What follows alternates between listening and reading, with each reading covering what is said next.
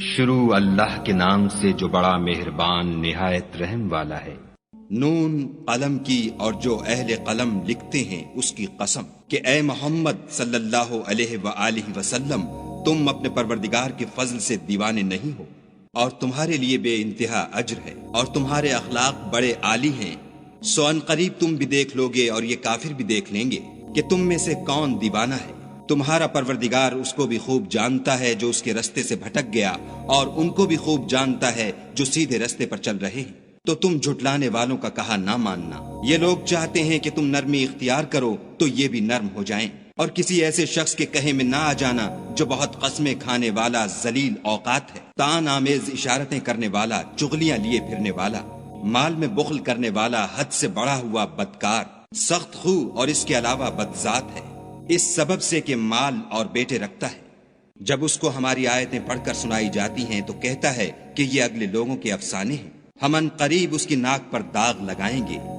ہم نے ان لوگوں کی اسی طرح آزمائش کی ہے جس طرح باغ والوں کی آزمائش کی تھی، جب انہوں نے قسمیں کھا کھا کر کہا کہ صبح ہوتے ہوتے ہم اس کا میوہ توڑ لیں گے، اور انشاءاللہ نہ کہا۔ سو وہ ابھی سو ہی رہے تھے کہ تمہارے پروردگار کی طرف سے راتوں رات اس پر ایک آفت پھر گئی، تو وہ ایسا ہو گیا جیسے کٹی ہوئی کھیتی۔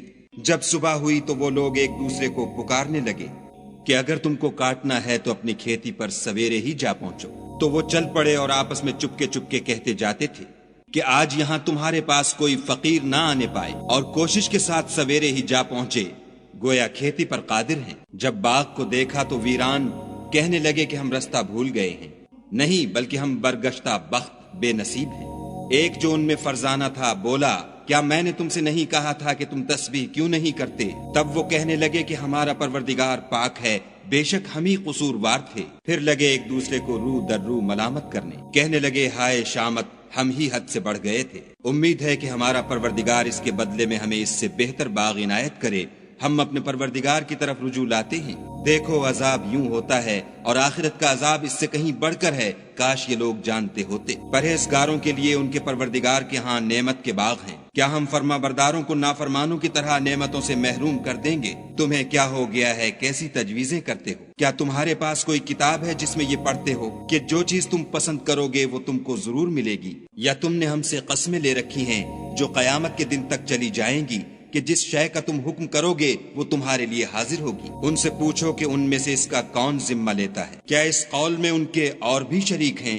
اگر یہ سچے ہیں تو اپنے شریکوں کو لا سامنے کریں۔ جس دن پنڈلی سے کپڑا اٹھا دیا جائے گا اور کفار سجدے کے لیے بلائے جائیں گے تو وہ سجدہ نہ کر سکیں گے، ان کی آنکھیں جھکی ہوئی ہوں گی اور ان پر ذلت چھا رہی ہوگی، حالانکہ پہلے اس وقت سجدے کے لیے بلائے جاتے تھے جبکہ صحیح و سالم تھے۔ تو مجھ کو اس کلام کے جھٹلانے والوں سے سمجھ لینے دو، ہم ان کو آہستہ آہستہ ایسے طریق سے پکڑیں گے کہ ان کو خبر بھی نہ ہوگی، اور میں ان کو مہلت دیے جاتا ہوں، میری تدبیر قوی ہے۔ کیا تم ان سے کچھ اجر مانگتے ہو کہ ان پر تاوان کا بوجھ پڑ رہا ہے، یا ان کے پاس غیب کی خبر ہے کہ اسے لکھے جاتے ہیں؟ تو اپنے پروردگار کے حکم کے انتظار میں صبر کیے رہو، اور مچھلی کا لقمہ ہونے والے یونس کی طرح نہ ہونا کہ انہوں نے خدا کو پکارا اور وہ غم و غصے میں بھرے ہوئے تھے۔ اگر تمہارے پروردگار کی مہربانی ان کی یاوری نہ کرتی تو وہ چٹیل میدان میں ڈال دیے جاتے اور ان کا حال ابتر ہو جاتا۔ پھر پروردگار نے ان کو برگزیدہ کر کے نیکوکاروں میں کر لیا، اور کافر جب یہ نصیحت کی کتاب سنتے ہیں تو یوں لگتے ہیں کہ تم کو اپنی نگاہوں سے پھسلا دیں گے،